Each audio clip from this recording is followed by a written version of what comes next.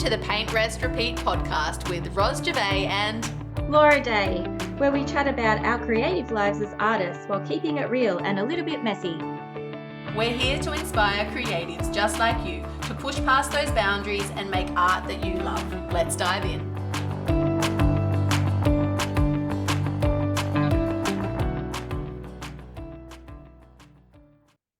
Hello, everybody, and welcome to another episode of Paint, Rest, Repeat. This week, we are talking about pricing and sales confidence for artists. How are you, Laura?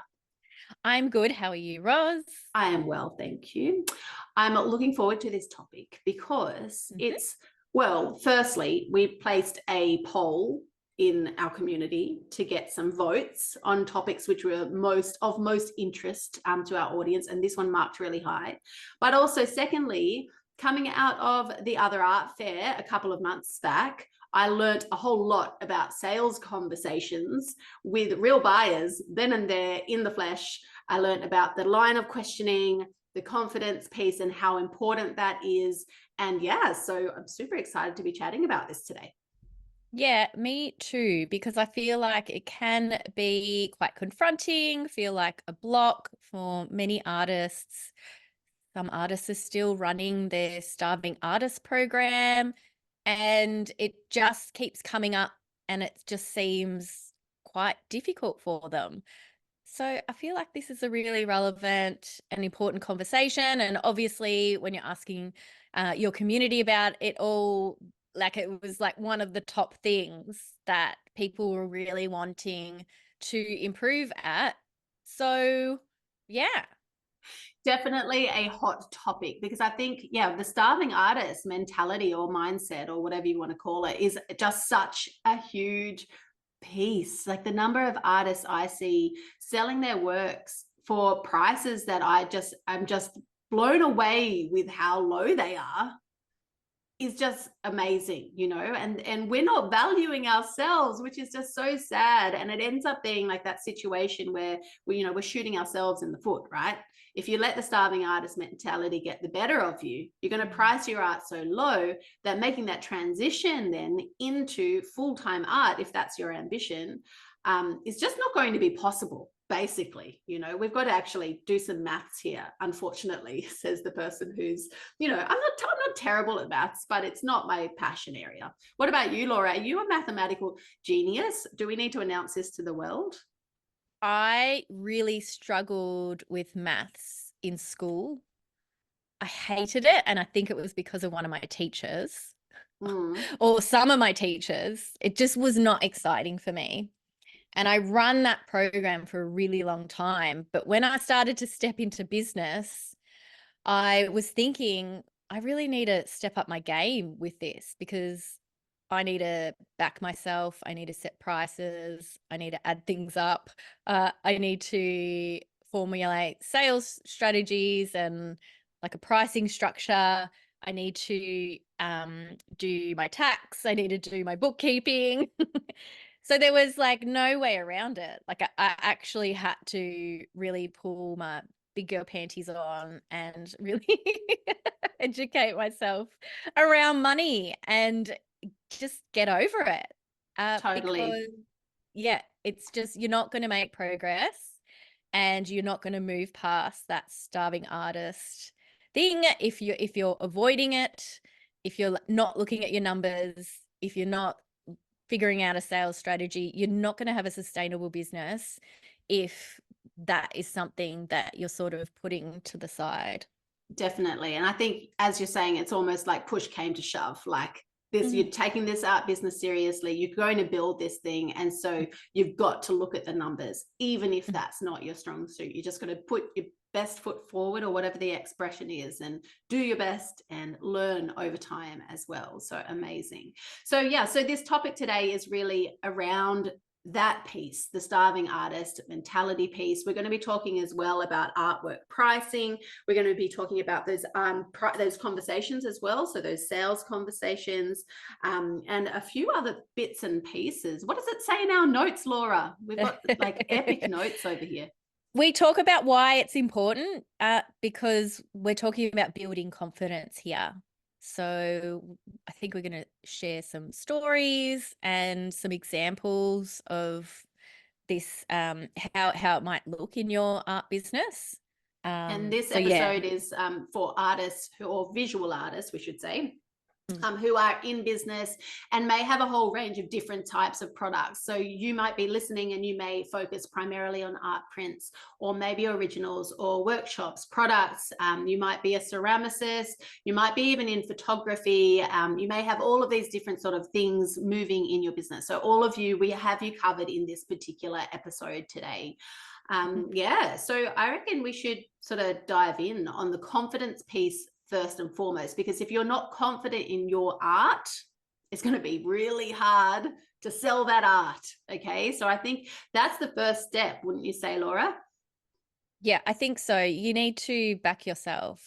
You need to feel like your art is of value. People are going to appreciate it. It's something that people will buy and treasure and have in their home for a really long time.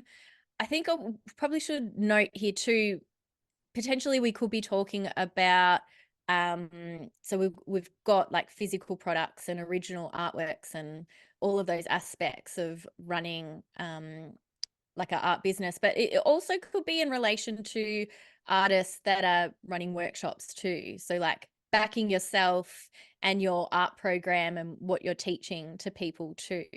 But back to that confidence piece, yeah, you want to get clear on what you're offering people. So yeah, is it a workshop? Is it an original artwork? Is it a print range?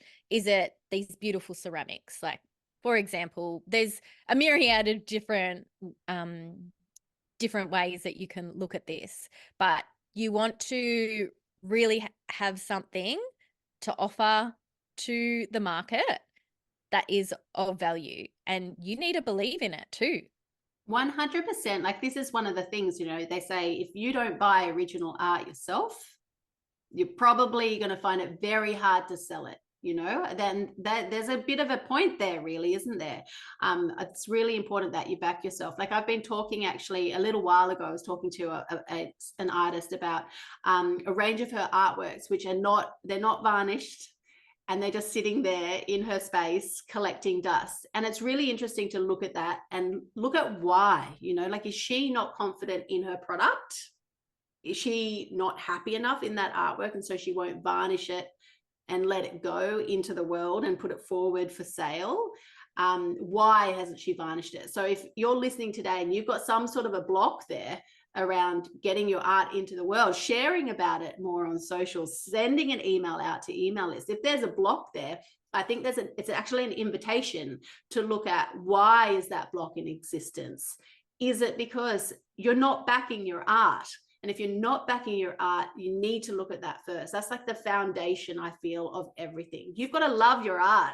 It's got to be, you know, the best thing that you've ever created. Your heart and soul has to be in that artwork for you to be able to put it forward and promote it and share it until forever, you know, until the right person comes across and says, hey, that is my artwork. I'd like that, please. Mm-hmm. And so another point that we had was doing your research around where it sits in the marketplace as well.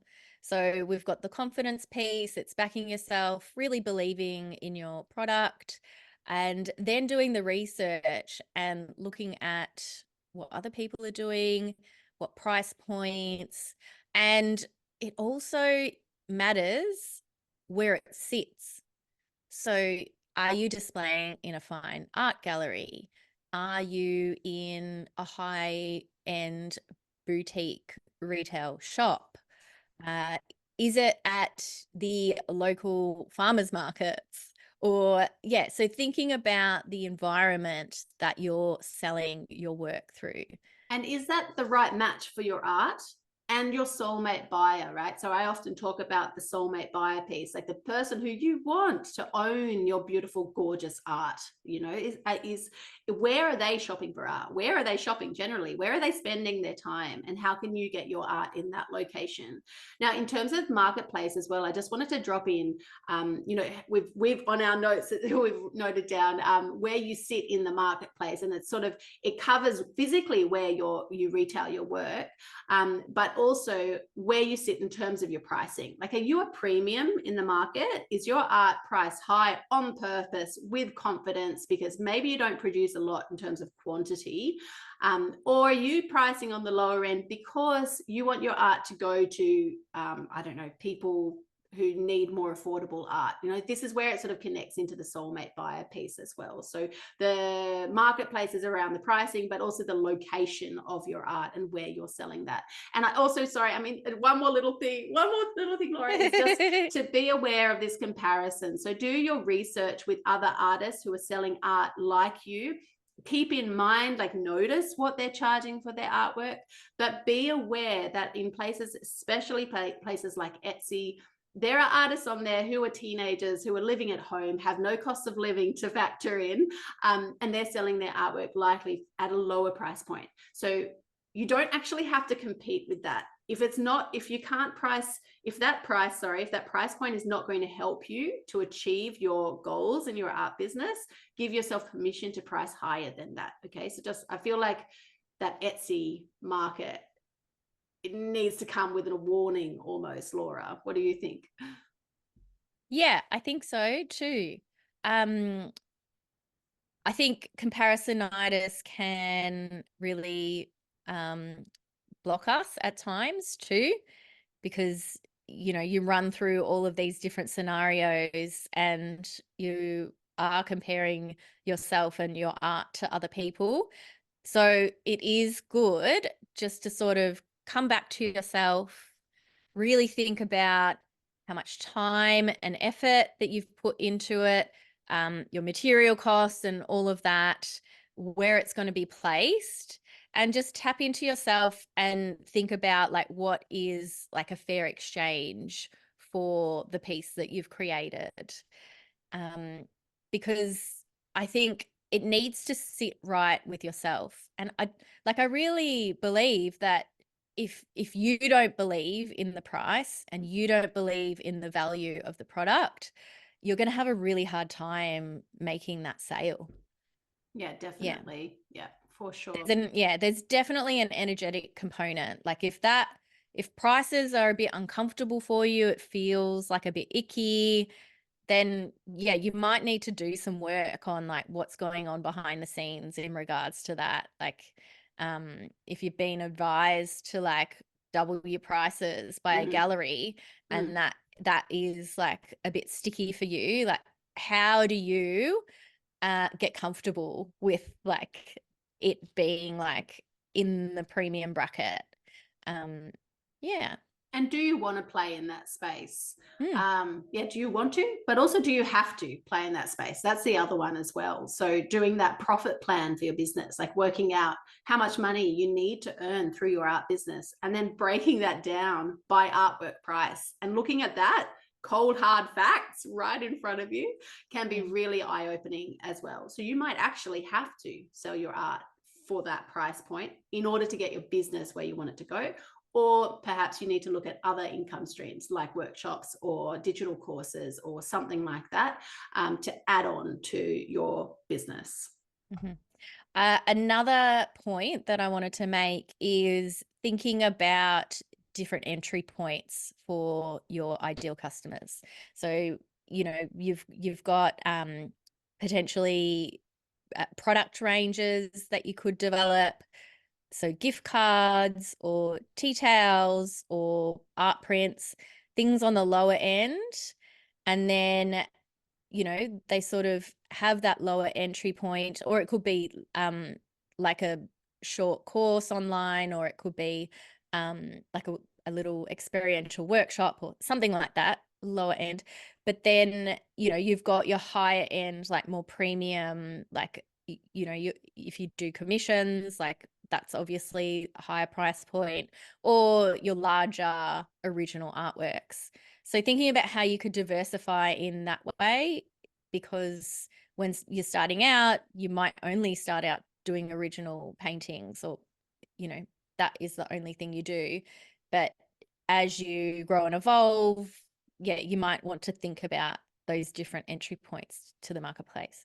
Definitely. And I feel, in that context as well, there'll be a lot of people that need to warm up to you first and build that trust with you before they buy something bigger from you. So they might want to see the quality of your greeting cards or your tote bags or whatever it is before they build up to buying an original artwork from you. So it's really, a good idea to have some products down at that sort of base level line as well. Now, we were going to get into the detail here and talk just briefly, at least, about pricing original artworks. Is that right? Yeah, we were, and thinking about like a little bit of a pricing strategy for your business. So you already touched on it briefly before. Like, you need to figure out how much you need to earn to make it a sustainable business, pay your bills, make a robust and successful art business. So yeah, it is about creating a price list, or like, sort of a formula for your product offerings or workshop offerings or whatever you're selling. And Roz, you've got a bit of a way that you help your students to figure out like a bit of a pricing strategy. Did you want to just briefly share what that is? Yeah, definitely. So I just was going to share just really quickly some pricing calculations that you can use for pricing your original art. These are just for original art. You can sort of adapt them a little bit for products, but anyway, that's okay. We'll go for original art. So there are three main models. There's the time-based model, and this one obviously factors in like an hourly rate for how much time it takes you to create your artwork, and the materials and packaging and posting. This is a better option for more experienced artists. Then we have the square inch pricing model, and this is where you multiply the height by the width of the artwork, and then you add in your materials and packaging, for example. That's a good option for newer artists. And then the pricing model that I use, and probably you use as well, Laura, is the linear inch pricing model. And that one is about adding the height and the width in inches, and then times it by your rate and adding in bits and pieces as well there. And that's better for artists that work in a range of artwork sizes. So that tends to be the one that is the most popular one, the linear inch pricing model. Now, if you are listening and you're wanting a bit more depth around this, I do have a free guide that can take you through these three different models. So just head over to my website, permissiontopaint.co/resources, to go and grab that for free, just so you can use that in your art business and help you with your profit plan, your plan for making a profit out of your art. Yeah, I think that's going to be really helpful for people to like sit down and take a look at the way that they're pricing things. And amazing that you've created a guide. So definitely check that out if you're wanting to dig deeper in figuring out like a bit of a pricing strategy and figuring out your price list. Because like having a written list of, artwork sizes and the prices, and just having that guide available. If someone approaches you for a commission, for example, that's just going to be an easy way for you to just like make a reference list. Okay, well, it's going to cost around this much, and you can just totally verbalize that price to someone. You don't want to leave people hanging. You don't want to be like come with the energy that you're like unsure. You really want to build that confidence, because that's how you're going to have success. 100%. And commissions, fun topic, commissions as well. So I usually charge, what do you do actually, Laura? I usually charge 50% on top of my like off the shelf style artworks, and that 50% allows for the extra time involved, because usually you'll have a meeting with the client, you'll have a few little changes, you'll have a halfway conversation, That's my standard little calculation. So what do you do, Laura? Yeah, it does take a bit more time and energy and investment. And, sometimes you are back and forth sort of in conversation, like making changes. So it is good to sort of keep in mind that, yeah, you will charge like a bit of a premium price. And you also want to be asking for deposits too, to like lock that all in. But that's like a whole, Non-refundable, yeah, I 50%. know. Yeah. That is definitely a whole other topic. Actually, it is Mm, something I cover inside my Art for the Heart membership as well. yeah. So on the building confidence piece and like tending to your money mindset, we sort of made some notes on this, and we also have a previous episode to refer you to of the Paint Rest Repeat podcast. That's It's us. actually It's actually episode number 22, and we had an interview with money mindset coach Sarah Falkinter. And yeah, that might be an interesting thing. So if you flagged that, like as you're listening to this conversation, if you flagged like money mindset, I feel a bit uncomfortable about it. I feel like I need to like do a bit more work on my mindset. Have a look at the episode with Sarah. And yeah, that also might help you.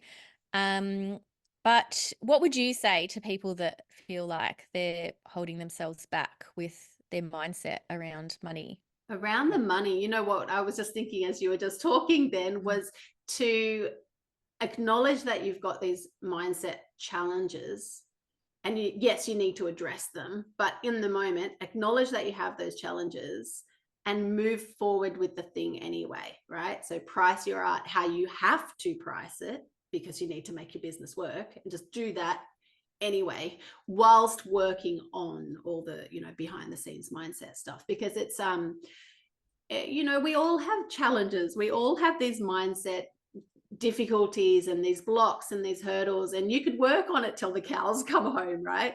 Yeah. And I don't own any cows, so that might be a while. but,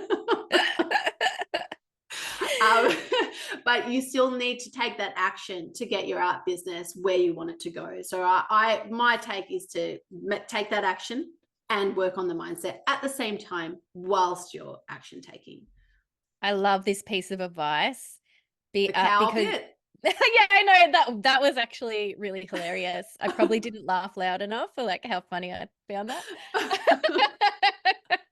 I was trying to keep my composure because you were like saying such valuable things. Anyway, here to entertain, Laura. That's yeah. the only purpose. We need to change the category of our podcast. I think it's business To comedy. now. Yeah, just to comedy. It's only you, Roz.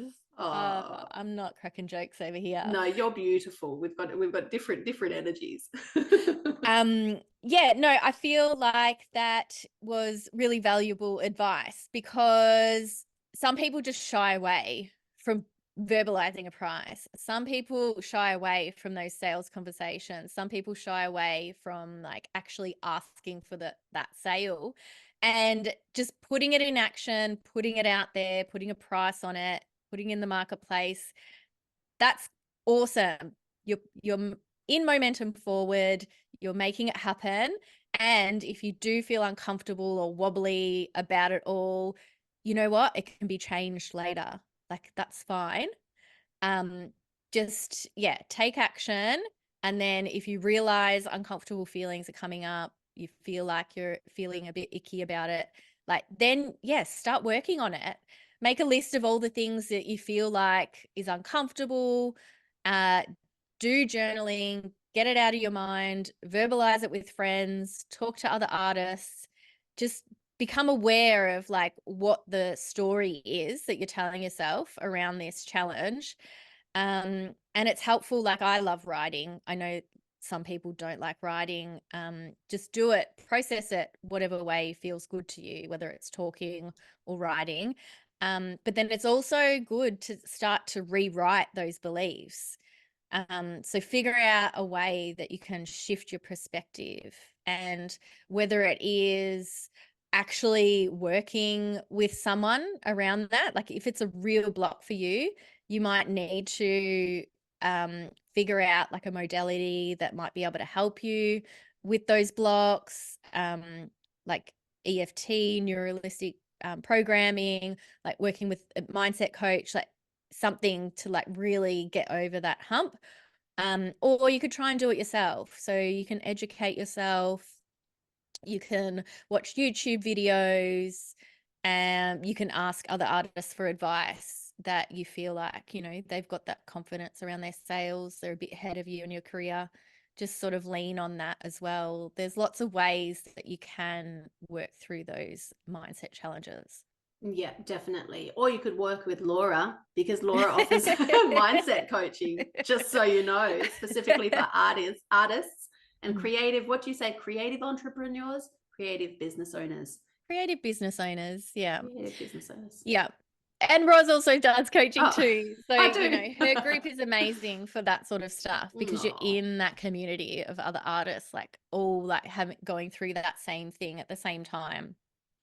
Through the madness of art business. We're all mad. Like, I mean, but beautifully mad, like living life and being in the moment and choosing joy sort of mad. That's the good mad.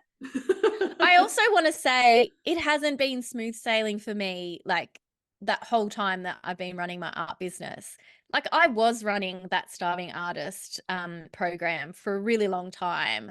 And like I go through that roller coaster of emotions. And like when I step up to my next challenge or launch my new thing, I'm not going to be feeling 100% positive about it all the time. I'm not always going to be backing myself, because we have days, we have wobbles, we have things that come into our lives. We're human. It's like life is like messy and crazy sometimes, and you're not always going to be overly enthusiastic or confident about what you're putting out there into the world too. So I also just wanted to relay that too. How about you, Roz? Do you I'm feel confident all the time, Laura. All the time with everything I do. I bring to the world confidence. No, I totally relate. Like sometimes things are harder than others and all of that. But I do feel like if you're in tune with yourself and you're making decisions from a place of place of joy, a place of purpose as well, I think that can really help and really ground us. And I think for me in particular, I definitely have had this little realization over the last while, is the service piece. You know, like I love making my art. I love being immersed in art. That's great. But being able to serve others and help others is a big piece for me. Like I've always worked or volunteered in some sort of a service area, because I think it's part of who I am. So I think just tuning into that part for everyone as well is really, really powerful. What lights you up, what drives you, what brings you joy. It's just really important. Amazing. Some other suggestions are like along my journey, like working on this money mindset, on this money mindset path. Some things that were really helpful for me to like really break past the artist can't make money story were affirmations. So I really spent a long time, like I wrote them down, had them like on my shelf, and I had some affirmations, and I'm going to share them with you here today. So these were sort of the ones that like stand out, that really helped me break past that. And it is, I am paid well for my creative talents. Another one was, I attract abundance to me, and my artistic talents are valued and appreciated. Abundance flows to me. So that valued, my artistic talents are valued. Yeah, that I really had to like drum that in and really, work that into my belief system. The worthy factor, really. You are worthy, and your art is worthy as well. And I am paid well for my creative talents. You know what comes up for me when you say these is this feeling of I'm being very vulnerable here, like being really open here, but this feeling of like, yes, abundance flows through me, but flows to me, but I feel like it shouldn't stop there, you know, like I don't want all the abundance. I want to share the abundance. Mm-hmm. So actually I quite like your affirmations, but I reckon I'd add in abundance flows to me and through me. And Mm-hmm. I feel like that sort of turns up the dial on that, on the concept of abundance, right? Like, Mm-hmm. yeah, I don't know. Well, maybe I'm not verbalizing it, but I guess my art business benefits like so many other people too. This is So right. like, yeah, so it is flowing Mm. to me, but through me. So, you know, I support other artists by buying their work at markets, or yeah, I purchase like artworks from my friends. And you bring other people's success in their own art businesses. Yeah, exactly. So I think, yeah, that's a good one to look at as well for our listeners, is that around the abundance piece, like just knowing that it all goes around. So, you know, when you have success in an art sale, that allows you then to go and buy someone else's artwork, and it flows around. Okay. And it's all that beautiful ecosystem. Yeah. Yeah. We're just being hippies today, everybody. Like, it's fine. Yeah, it is a little bit, but like this stuff works. So if you're stuck and you really feel like, you know, you've tried like all these things, like maybe you need to, you know, try this woo-woo stuff. So books. I have some book suggestions. Roz is holding them up. So if you're just listening on audio, you have no idea what's going on. But if you're watching on YouTube, come on over to YouTube. If yeah, you're listening just audio, come to YouTube. You can our see our faces. And actually on YouTube is the totally uncut version of these episodes.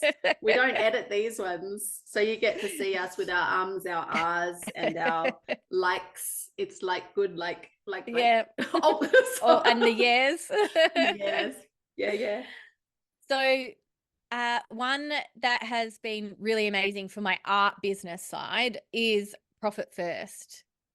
And I'm going to admit, for a really long time in my business, because I've been running my business since 2010, I really avoided the tax situation.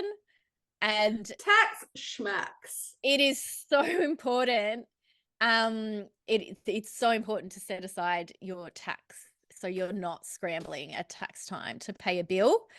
And Profit First gives you a formula to sort of separate those things. And it's sort of created like this really sort of like magic thing in my art business too, because I've been setting aside 10% profit for myself. And that's like my fun account. Like that is something that, like, if I want to book an Airbnb and just go away, or if there's a really amazing art book that I want to purchase, or if I want to get my nails done, or if I want to buy new clothes, like my art business is enabling me to like create profit in my life and spend in ways that's like really fun for me. So yeah, he separates it into profit, your business expenses, your tax. You set aside a percentage for your tax, and then also like your personal drawings, or your like what you live off to pay the bills as well. And it's a really like efficient way of separating your money and the way that it funnels into your business. And I don't follow it like to the T. Like I don't follow, I'm a little bit of a rebel and I like to like create my own formulas and structures for things, but that has been like game changing for the way that I operate my business and the way that I handle my money. And it has allowed me to become more confident at looking at the numbers and seeing the different ways that, it funnels through my business. Do you want to know how I've been applying the Profit First model? Sure. So I've now got a workbook. It's a new year thing for me. And every Monday, I call it Money Monday, I go through my bank accounts, work out in my business how much money I've made that week. And then I divide it out by the Profit First percentages and actually do the banking. So like 10% there. And do you want to know my goal? You're going to laugh at me. Sure. I want to put in there like a charity percentage. And that's not laughable, but the laughable bit is I cannot decide for the life of me which charity to support because I want to support them all. So if anyone listening has tricky. a strategy, let me know. I really don't donate enough because I get stuck in like, there's so many different charities. Yeah. I care about animals. I care about refugees. I care about children. Care about the, First Nations people. Care about everybody. I don't know. Give a cent to everybody. There's so many. I know. Anyway, tips welcome. Oh, so that was a good book. And then the other one we were going to recommend as well is You Are a Badass at Making Money by Jen Sincero. She's very sincere.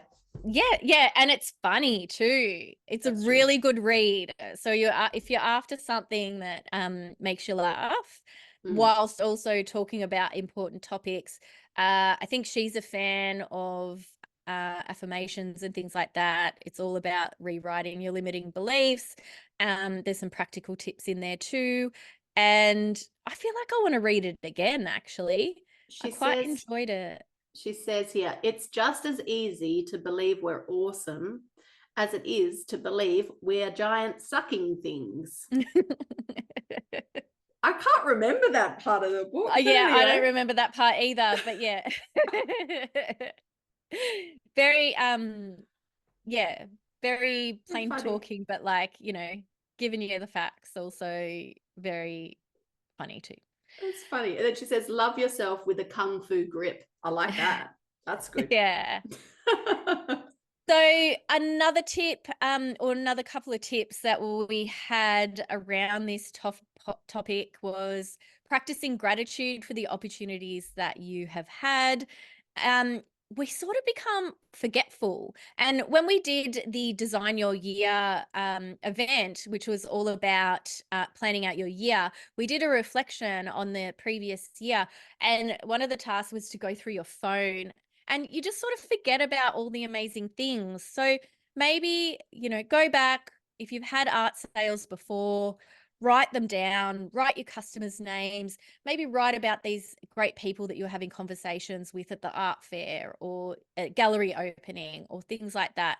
Cement in your mind like all the things that you've done in the past that were like really great for your creative practice or your business, and really celebrate them. Like, because writing them down and making a list was like, oh, I've achieved these really amazing things. That person has like paid me for, my artwork. And then that can sort of like help to like build your belief. And what would your advice be if like you haven't really made that many art sales? Like what would be I think just to helpful? look at gratitude for all the different bits, like gratitude is so incredibly powerful. Like gratitude that you could buy like a new paint color this week, like honestly, any sort of gratitude around that, because especially once you start to put your life in the context of some of the other things that are happening in the world at the moment, there's a lot to be grateful for. The fact that we even have time to paint anything, even if it's outside of a full-time job, even if it's around children who are chasing us from room to room. My children do that all the time. It's still, there's a lot to be grateful for. There's just so much. So just the small things. And as your business scales as well and gets your art sales grow, it's really easy again to forget that gratitude piece. So always coming back to that is really, really powerful. Because you're busy doing the things and just so busy moving to the next step and next step and next step.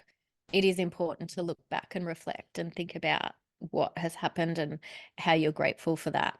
100%. Now, we were just going to sort of throw into the mix here some sales conversation tips.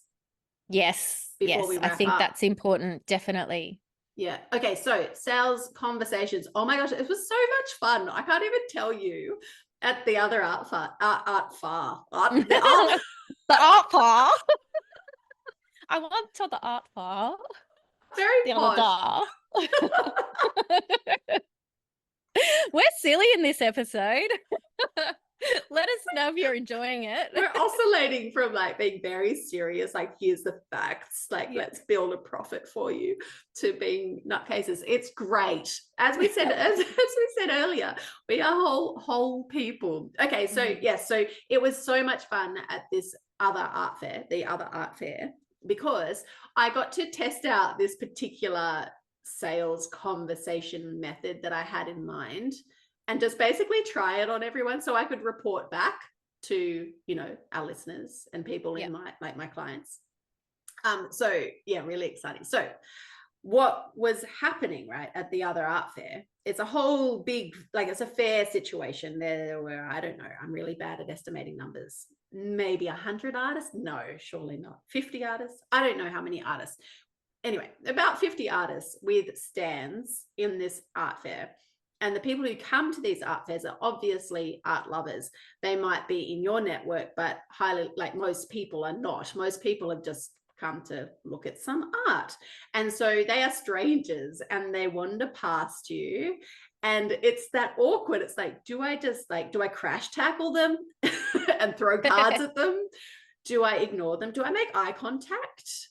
Do I smile? Do I look serious? Am I like a high-end artist that just looks very serious and somber? Or am I that happy-go-lucky artist that's super chatty and just says all the crazy things? Like, you know, a lot of that sort of comes up, I think, like, who am I? How do I talk to these people? How do I break into conversation?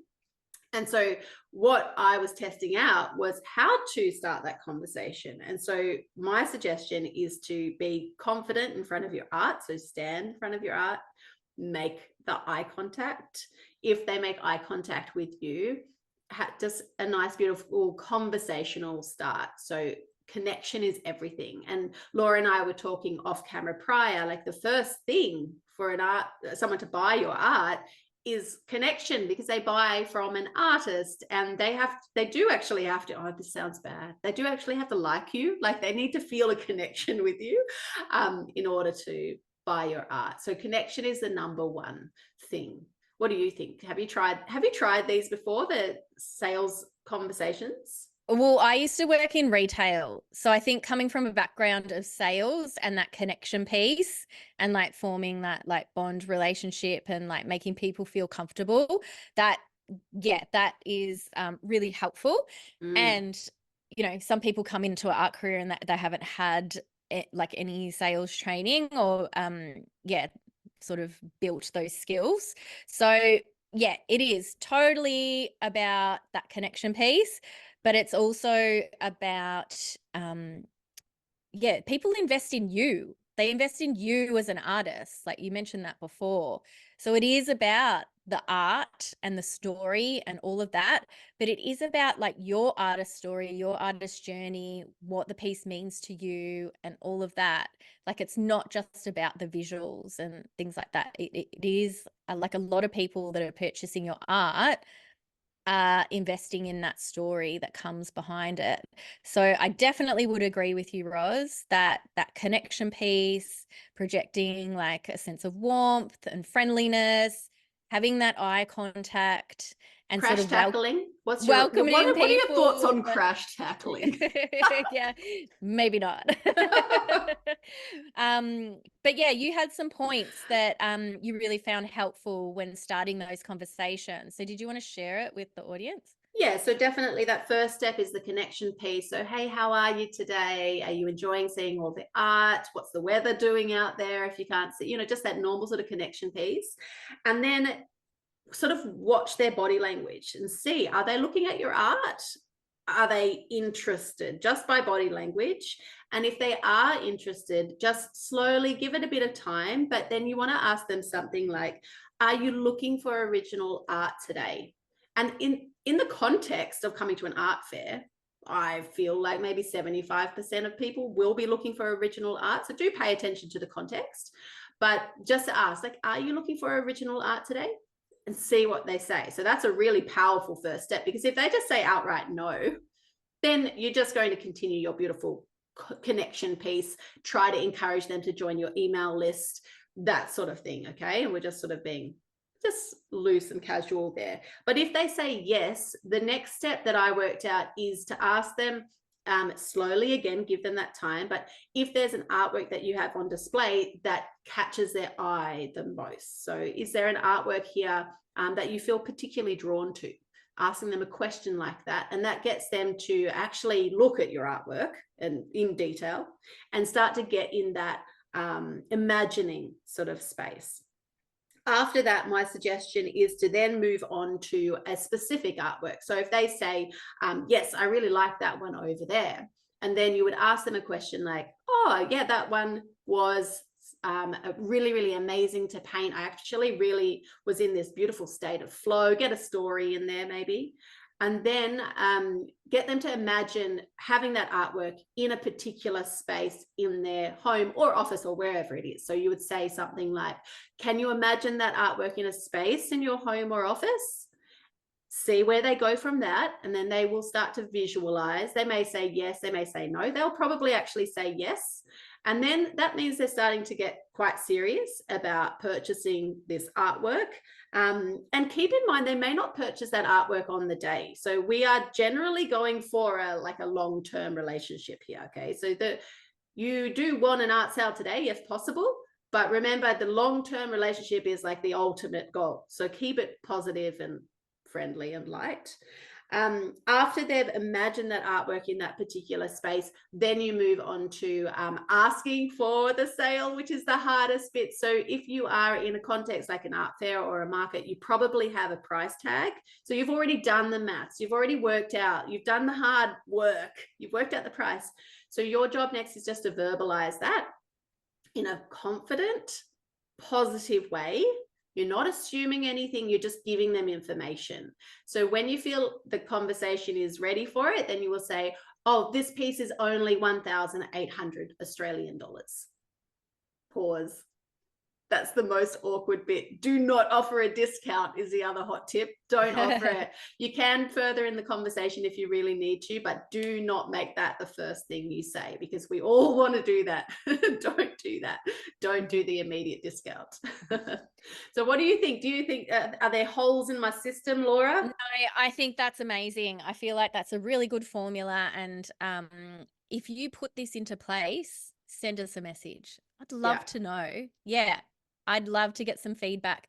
I feel like that is an amazing like little structure, formula, and like way that you can sort of guide the conversation. I'd probably just add in, just add it into like natural conversation. Yes. So it is just about, just talking casually and, not projecting like that desperation, like, oh, I have to make my money back. I have to like earn an X amount of money. I have to get rid of these artworks today. Like try and like eliminate that from your mind, the back of your mind. Because if you're projecting that desperation or like pressure to like sell, or I have to make this money back, then that's when people like feel that nervous energy. So it's just about like releasing, letting go, and backing yourself. I feel like in there to have the focus on being friendly, driving the connection. About it's almost like you're just meeting an art buddy. So the friendly factor, driving a connection, and then thinking long term can really, really help. Exactly. Yeah. So in that conversation, I would still be asking all of those things, but if it's not looking like a sale that day, that is not a fail. That is not a fail. But if they have shown some interest, what a true win would be. I mean, obviously sale would be a great win, but the second win, high priority win, would be to get their contact details.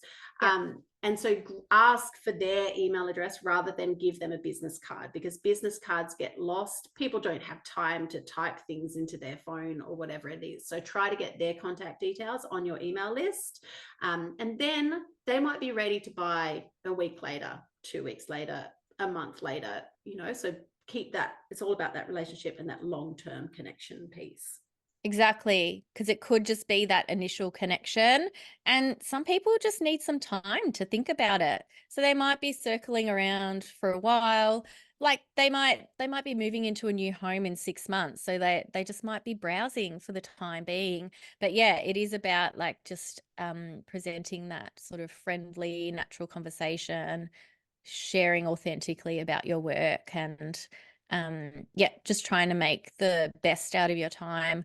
I'll probably put in here too, if you don't want to be in art fairs, maybe the gallery route or the retail route and someone else with the sales skills selling your art for you, like you might want to think about sort of putting your work into that model as well. Yeah. If the whole selling it yourself is way out of your comfort zone. Yeah. And you know what I'm going to say now, Laura, don't you? Yep, go for it. Don't let that limit you though. Okay. Because sometimes Yeah. things feel scary, feel Mhm. hard. But you can actually get over that with practice. So just sort of Yep. pay attention. Like, is this really not your thing? Like, I work with a number of clients as well with disabilities, for example, who couldn't do markets, right? So in their situation, it's a different story. They definitely need the retail market, or like a retail gallery, or to do the self-representation online. Those other options need to be in the mix. But yeah, just be careful you're not completely limiting yourself. It's a Exactly. bit of it's like a scale, isn't it? From totally limiting yourself to just respecting who you are, you know, the type of person you are. Yeah. It probably all comes down to like knowing yourself, isn't it? Like at the end of the day, it's like knowing yourself. But then also, pinpointing if it's holding yourself back and just running that story of like, I can't sell my art, I'll just put it in a gallery. Or I'm okay with like being in an uncomfortable situation. I know that it might be hard and, you know, it gets better with practice. So I'm going to challenge myself. What you said, that's perfect. Yeah. I agree. Tick, tick, tick. 5 stars, Laura. You got 5 stars. So I think we sort of like come to the conclusion at the end of this conversation, which we've had like a twisty turny sort of conversation in relation to this topic of building confidence in your art sales, is that a lot of it is, you know, backing yourself and standing behind the artwork that you produce or the product that you're offering to the marketplace. Or if you're at an art fair, you might be standing in front of your art. Yeah. Did you Okay. Did you get my joke? Standing behind or standing in front. I probably need to stop now. Just stop.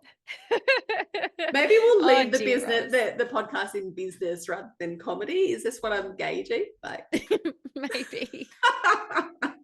Sorry, I didn't respond well to that one. That's all right. I still like you.